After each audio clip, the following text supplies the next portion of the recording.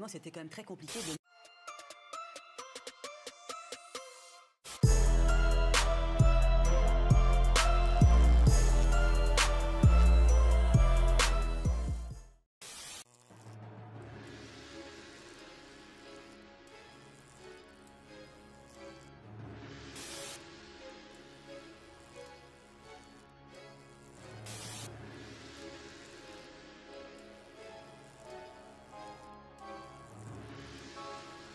Est-ce que la ligne défendue par Emmanuel Macron, pour autant qu'elle soit suffisamment précise aujourd'hui, vous paraît pouvoir être victorieuse à une élection présidentielle?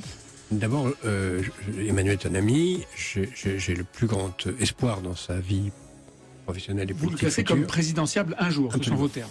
Il y a 4 étapes, puisque vous avez cité ces 4 étapes. La première étape, c'est le déclin de l'Empire américain. J'ai écrit ça dans un livre précédent qui s'appelait Une brève histoire de l'avenir. Il y a un déclin de l'Empire américain.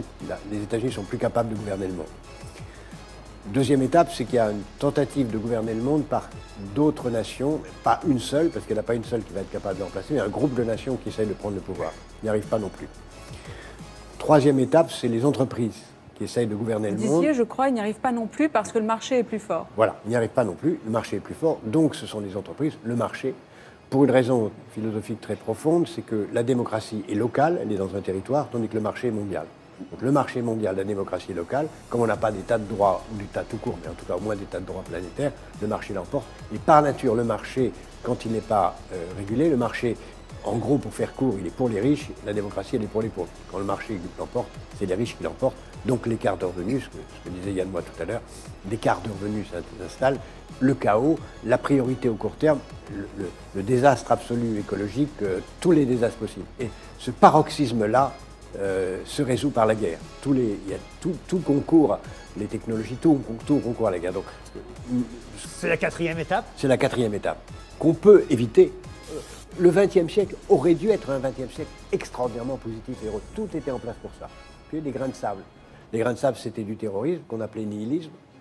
Ça a été une crise financière, comme aujourd'hui, protectionnisme. Et puis il y avait 2-3 types dont en 1910 on ne connaissait pas l'existence, qui s'appelaient Mussolini, Hitler, Lénine, qui ont surgi et ils sont quelque part aujourd'hui. C'est pas si bien dire, parce que j'ai dit que j'avais repéré quelqu'un qui serait sans doute un jour président de la République et que c'était une femme. Du monde, et en dessous, ou à côté, ou au sud, 1 milliard d'habitants qui dans 30 ans seront 2 milliards, qui sont là et qui évidemment, si on ne fait pas en sorte qu'ils se développent, ne resteront pas là et qui vont bouger. On ne se sent pas menacé, alors que nous sommes évidemment menacés. Et l'absence de sentiment de la menace est la première étape du déclin de pays. Quand un pays ne se sent pas menacé, il a commencé à décliner. Un petit indice. J'en ai repéré 3 en fait. Il y a un nomadisme du bien, on le voit dans le fait que nous sommes de plus en plus voyageurs, de plus en plus nomades dans notre mode de vie. Mais il y a aussi un nomadisme du mal. Il y a un nomadisme du mal qui nous fait perdre nos racines, et vous avez écrit de très beaux textes dessus.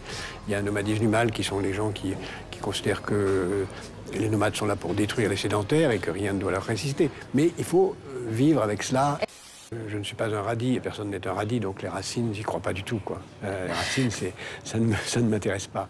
On a tous des racines, même si on est nomade. Moi, je suis un nomade par ma culture et en même temps un sédentaire. Même un nomade, il n'y a pas de peuple plus nomade que le peuple juif. Il n'y a pas de peuple qui non plus n'a pas plus de racines que le peuple juif.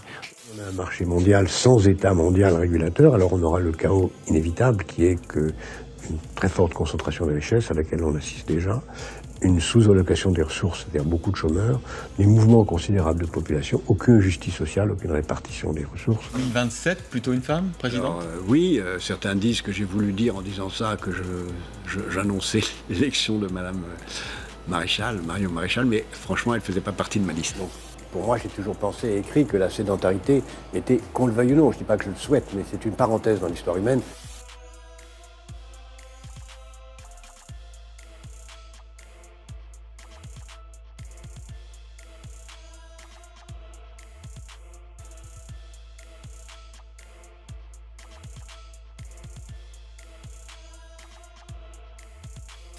Des prédateurs de toute nature, surtout des prédateurs de plus en plus criminels, puisque dans cet univers, l'économie criminelle va devenir plus importante encore que l'économie légale. On assistera à une montée continue de l'économie illégale, l'économie de la drogue, l'économie de la prostitution, l'économie des organes, l'économie des armes, toutes aujourd'hui considérées comme illégales, mais qui vont devenir de plus en plus importantes, qui seront à la fois légales et aussi des activités criminelles qui deviendront très puissantes.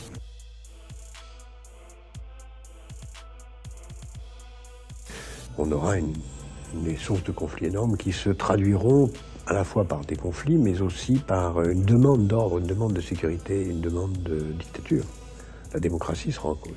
Et donc, on aura de plus en plus un marché qui va dominer, entraînant une concentration des richesses, une inégalité croissante, une priorité absolue donnée au court terme et à la tyrannie de l'instant et de l'argent, jusque et y compris, au fond, au bout de la route, la commercialisation de la chose la plus importante, c'est-à-dire la vie, la transformation de l'être humain en un objet marchand, lui-même devenu un clone et un robot de lui-même. Il y a beaucoup de choses et qui doit continuer à se construire la paix. La paix en Europe n'est pas garantie. Dans 50 ans, on peut avoir une nouvelle guerre en Europe. Non mais honnêtement, vous trouvez que dans l'état actuel de l'Europe, on construit un destin commun? Quand on voit les pays qui luttent les uns contre les autres, qui garantissent leur seul intérêt, et tout ça en plus, qui vient se confronter à des lobbies, à des gens qui ont privatisé les biens publics, je vois pas où est le destin commun. Non mais vous avez raison de dire, mais c'est parce qu'on n'a pas assez d'Europe et pas trop d'Europe. Oui, enfin ça...